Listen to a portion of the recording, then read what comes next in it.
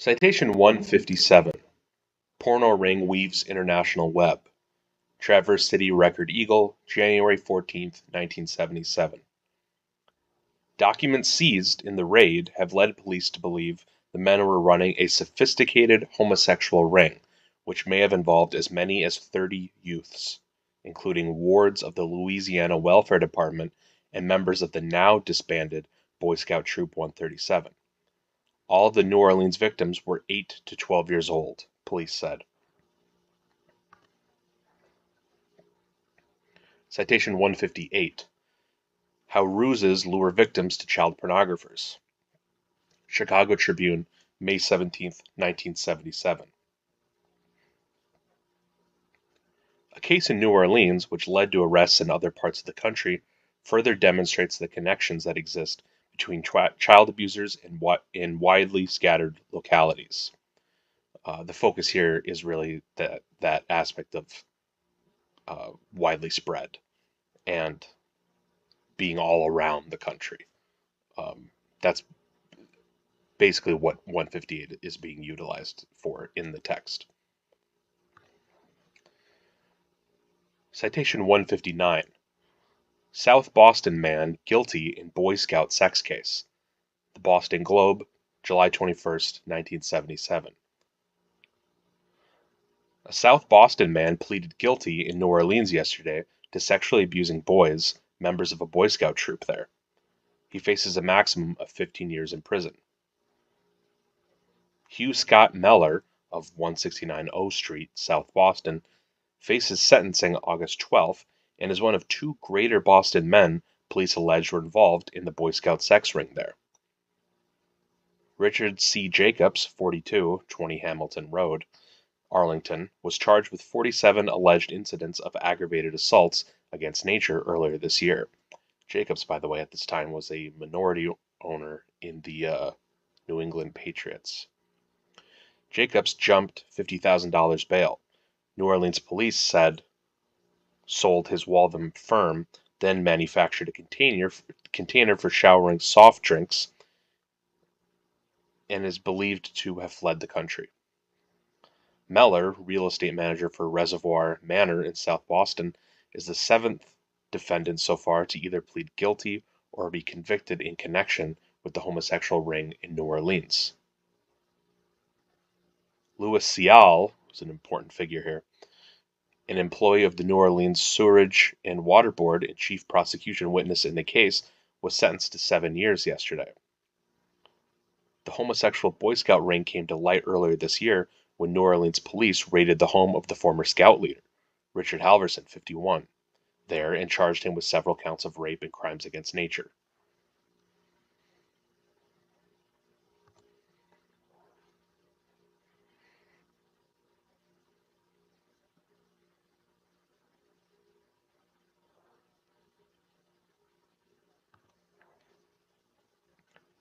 Citation 161. Man claims Connick fugitive's gay lover.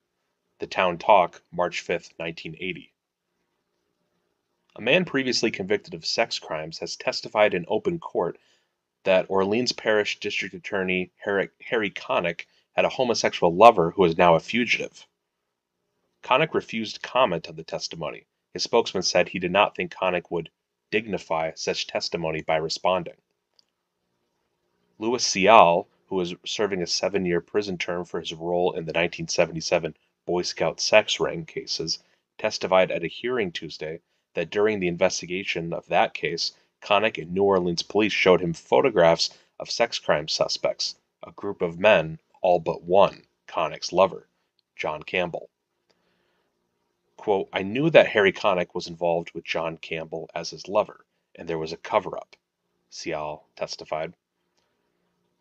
The hearing in criminal district court before Judge Frank Marullo was on whether Larry Phillips, another defendant in the Boy Scout sex cases, should be granted a new trial.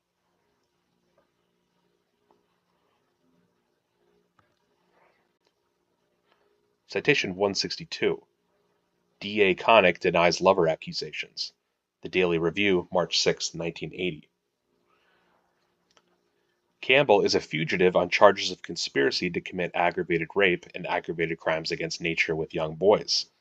Connick has said he knew Campbell as a political supporter, but has denied Campbell's claims that the men were friends.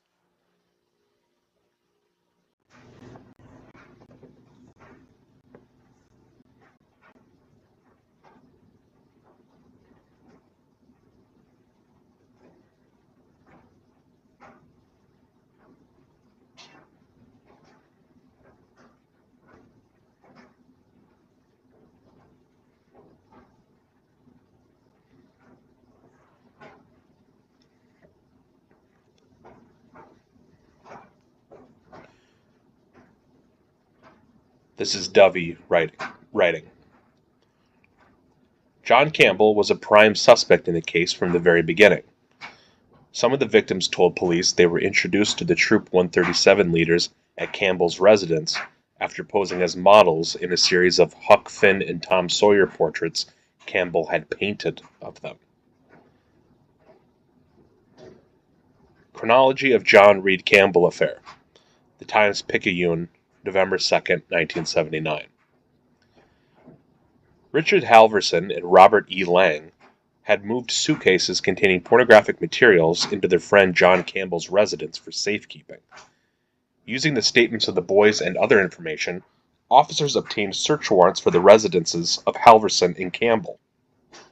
In the pre-dawn hours, Juvenile Division detectives served the search warrants. They arrested Halverson, scout leader Raymond Thomas Woodall, and another man at Halverson's home.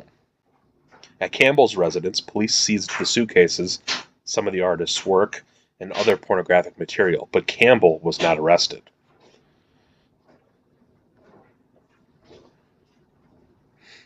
And this section is Dovey writing again.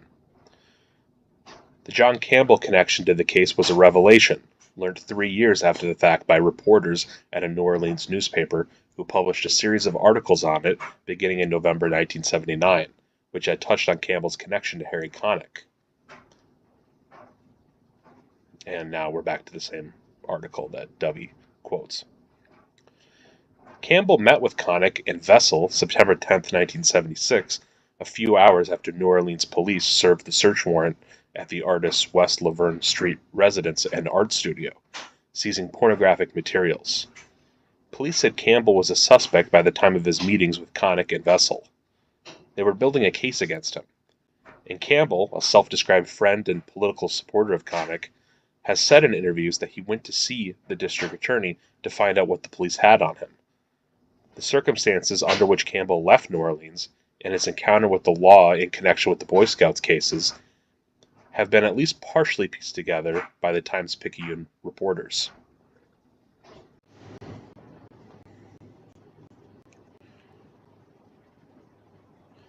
Citation 163. Reporters' data subpoenaed. The Times, Shreveport, April 6, 1980. A court has subpoenaed all correspondence or tape recordings gathered by newspaper reporters investigating the curious disappearance of artist John Reed Campbell, wanted in the Boy Scout sex case. The subpoena was obtained by District Attorney Harry Connick and served on Ed Turnstall, editor of the Times-Picayune. Assistant District Attorney Lindsay Larson, in asking a judge to sign the subpoena, said a Special Orleans Parish grand jury has the Campbell case before it, and Turnstall has custody of certain records that are necessary to the investigation.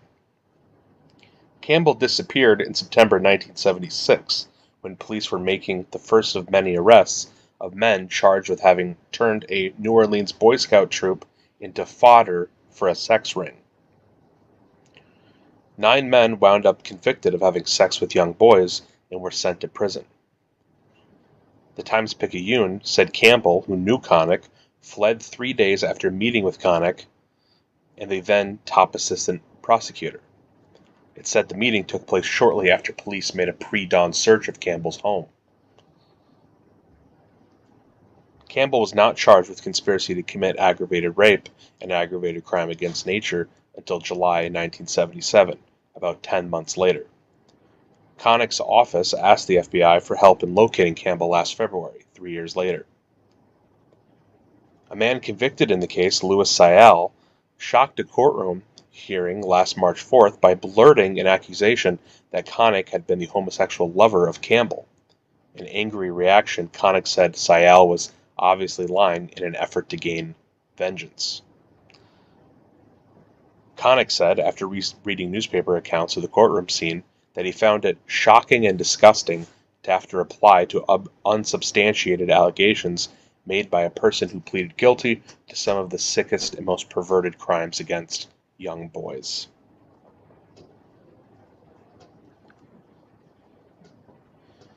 Citation 164. Connick may try Scout sex case. The Shreveport Journal, September 20th, 1980. A district judge ruled Friday that New Orleans District Attorney Harry Connick may prosecute the case of a man charged in the Boy Scout sex scandal. John Reed Campbell, a fugitive from New Orleans since 1976, was apprehended earlier this year by FBI agents in Yuma, Arizona. He's charged with aggravated crime against nature stemming from an alleged homosexual ring that used members of a local Boy Scout troop.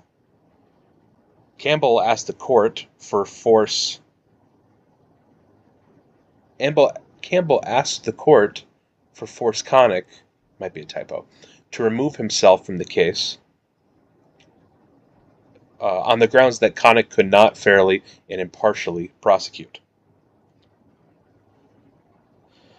Judge Oliver P. Schulenkamp held that Campbell's allegations were not proved and that Connick had never extended any preferential treatment in the past to the defendant.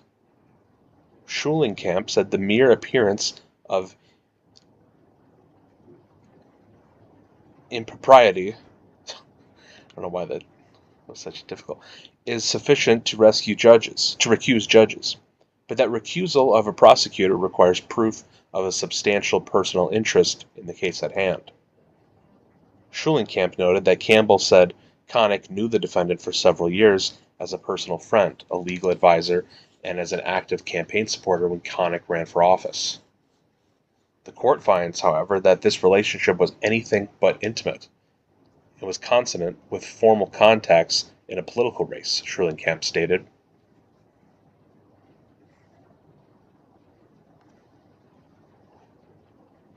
Citation 165.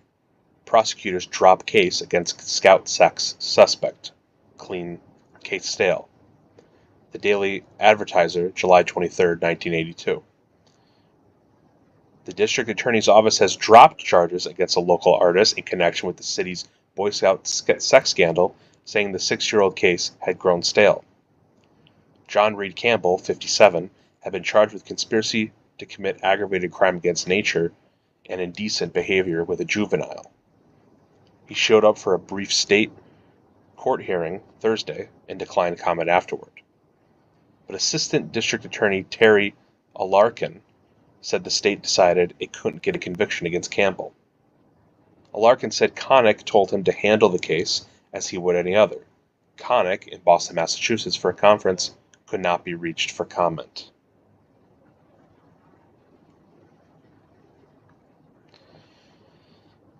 Citation 166 is an extract of FBI files on NAMBLA, the North American Man-Boy Love Association, various ones throughout 1979 to 1986. This file was provided by governmentaddict.org. This portion's on page 156 of this file. And as Dovey points out in the text, as far as you could possibly get from what you could call a reliable source here. But nevertheless, it is useful here in the sense of, wow, look what NAMBLA is even saying about it. So we're going to start on the left here. This last paragraph starts with 1. Oh, and also, the way that this, whatever issue or particular volume that this is from, its contents in the file just kind of begin. You don't see the beginning of whatever particular issue this is from. So there's really no context to say who this is speaking, who the actual narrator of this is. But nevertheless, here it is. One of those arrested by Connick in this witch hunt and sent to prison wrote a memorandum to the court about Connick's relationship with Campbell. He wrote, "Either Halverson or Woodall told me that Campbell and Connick were former homosexual lovers and had been in business together. I thought they were putting me on, but I saw Campbell was grinning ear to ear, and he responded that he and Connick used to be lovers and that they did operate a health spa and a physique magazine business. Campbell told me that he and Connick were tight, and that he had some action photos of them in sexual acts, and that if I did not believe him, he would show them to me. I was only in New Orleans 2 nights and did not see Campbell again and did not see the pictures. I have no reason not to believe Mr. Campbell. Campbell told me much more, but I definitely remember him saying that he and Connick were lovers, that he had action pictures to prove this, that Connick had a good ass and he used to fuck the shit out of him."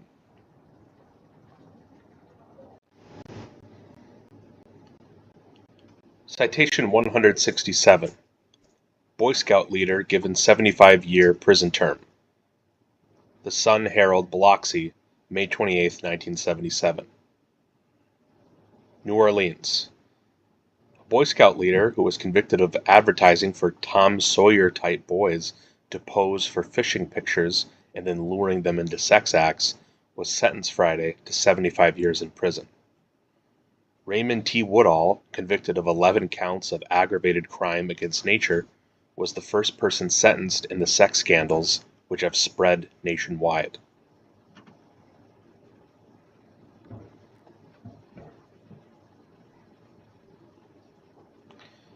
Dovey writes, "It turned out in 1976 detectives had also investigated a side operation set up by Woodall and the mysterious Robert Lang, which allegedly supplied out-of-state politicians with male prostitutes through a tour guide service called Adelphi Tours." Dovey then quotes from the article Scouts Case Figures Ran Gay Tours from the Times-Picayune, November 25th, 1979, and I cannot track down this actual article, so I'm just quoting from the text itself. Sources told the Times-Picayune the tour guide service, which police said was called Adelphi Tours, catered mostly to out-of-town homosexuals. The tourists allegedly included influential men whose sexual preferences ran to young men and boys. Customers of the service allegedly included at least 2 U.S. congressmen, a U.S. senator, other politicians from around the country, and a Protestant clergyman from Texas. The congressman and senator were not from Louisiana, sources said. The service, which one of the operators said was also named simply Tour Guide Service, was owned and operated by Ray Thomas Woodall and Robert E. Lang, according to Woodall. Both men were arrested in 1976 and charged in the Scout cases.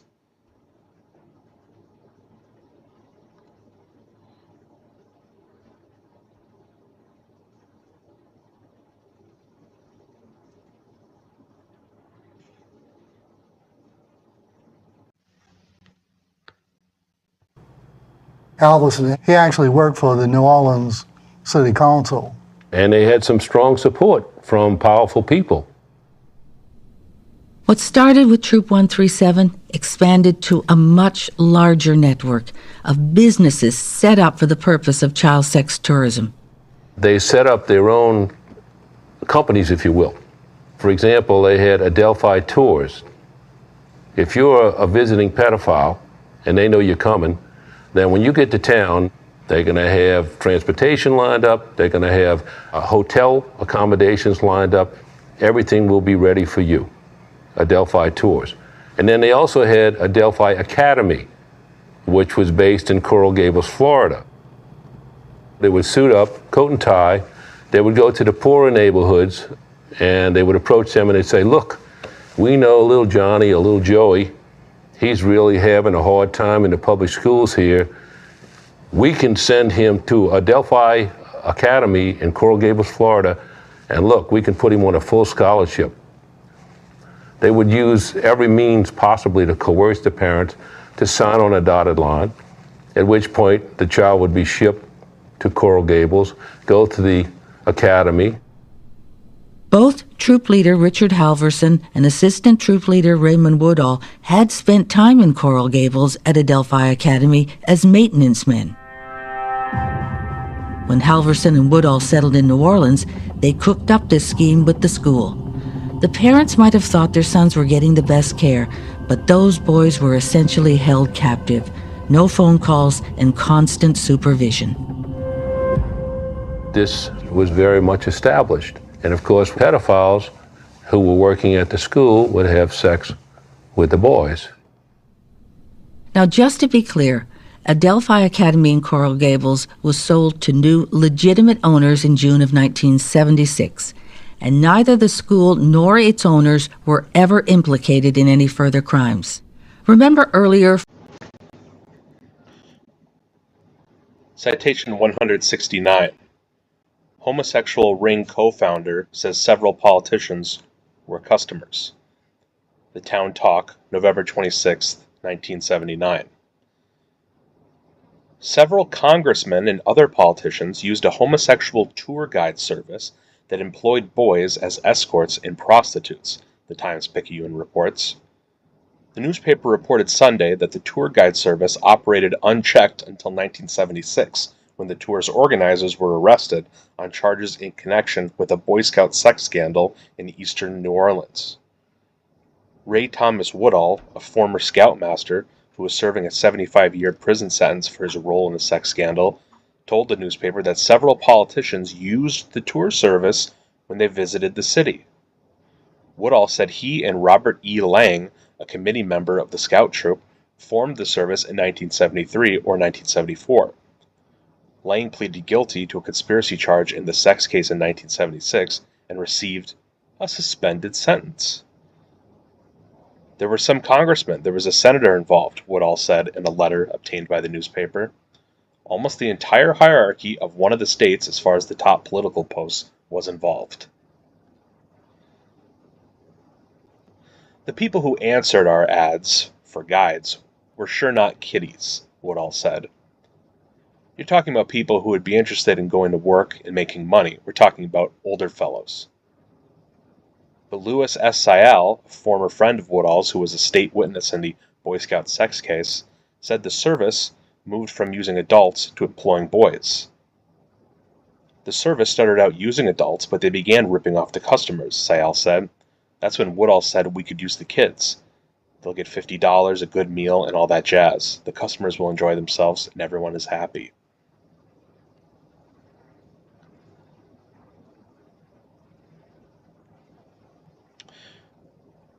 Again, this is Dovey straight from the text. For citations 170 and 171, it's once again Scouts case figures ran gay tours. Where it's in quotes on this slide is where he's directly quoting from that source. Where there's not quotes, it's just Dovey from the text. According to Sayal, boys from Troop 137 were used, and several of the boys had been originally introduced to those men by local artist John Reed Campbell, who has been a fugitive and wanted by police in the cases since September of 1976. Sayal said some of the boys had first been turned out and had their first sexual experience with men after posing as models for Campbell. New Orleans detectives who investigated Adelphi tours said they were prevented by the U.S. postal authorities from accessing the P.O. box used to facilitate it. Police who worked the case said they were stonewalled after postal authorities refused to allow them to open the mail. We knew about it, said one detective, but we never had the evidence on who was involved, as customers or the kids. We heard there was a list kept of clients, but we could never get our hands on it.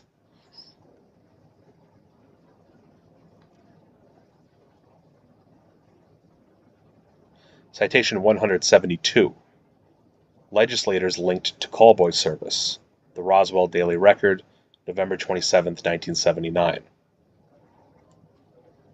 Several congressmen and other politicians used a homosexual tour guide service that employed boys as escorts and prostitutes, the Time-Picayune reports.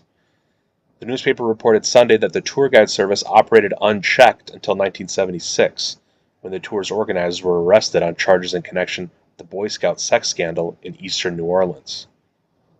Ray Thomas Woodall, former scoutmaster who was serving a 75-year prison sentence for his role in the sex scandal, told the newspaper that several politicians used the tour service when they visited the city. Woodall said he and Robert E. Lang, a committee member of the scout troop, formed the service in 1973 or 74. Lang pleaded guilty to a conspiracy charge in the sex case in 1976 and received a suspended sentence.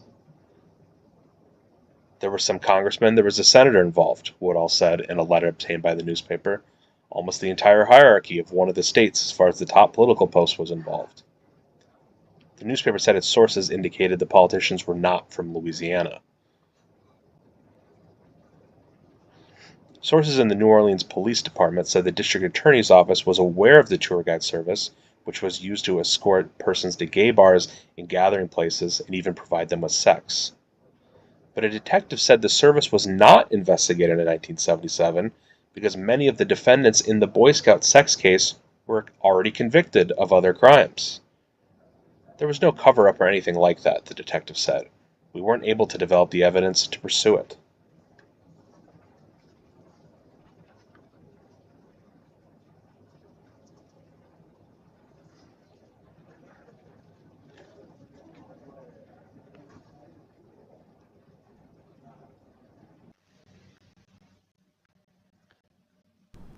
Robert Lang, if that in fact is his correct name, we're still to this day not sure what his real name is. We believe he possibly was Central Intelligence Agency. Why do you think that? That's odd. I mean, it's significant. We found photographs of him in a Marine Corps uniform, Army, Navy, and Air Force. And that's impossible. I was in the Army during the Vietnam era, and he had DD-214s, which are your discharge papers. It's the official document. And he had DD-214 saying he was an officer in all 4 branches of the military. That's impossible. And he also had photographs, 8x10 photographs, that we seized of him in the respective uniforms of the 4 branches of the military as an officer grade. That's impossible. and he was stationed supposedly at the Marshall Islands, which from what I understand it has a lot to do with atomic weapons, and he had numerous photographs of it. Looked like switchboards and lights. And he got a sweetheart deal. He was one of the only ones that got probation, and he was one of the worst of the worst.